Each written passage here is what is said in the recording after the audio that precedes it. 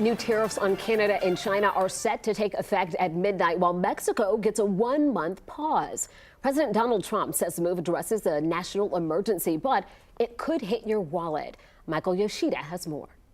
President Trump targeting America's largest trading partners. The United States has been ripped off by virtually every country in the world. A massive 25% tariff on most imports from Canada. And a 10% tariff on Chinese goods is expected to go into effect Tuesday. A 25% tariff on all goods from Mexico could go into effect in March, pending negotiations. That is going to be an additional 25% that you are going to need to pay at the pump or at the grocery store. Tariffs basically work like this.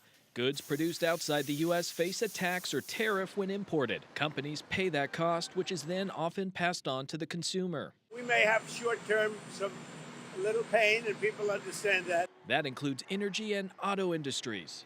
Parts move back and forth across our borders here in Michigan and Ontario every day, and eventually that shows up in the consumer price in the showroom. Food and service businesses likely to feel the pinch too. Not only with those great Americans that make distilled spirits products, but the agriculture community, bars, restaurants, bartenders. Trump argues tariffs will make America wealthier and address trade deficits. Still, the interconnected web of global trade and fears of subsequent trade wars raise questions. When we talk about tariffs, they're usually used to protect domestic industries or bring back manufacturing, in this case, back to U.S. soil. However, it's very unlikely we're going to be able to produce every single one of those on our soil. In Washington, I'm Michael Yoshida reporting.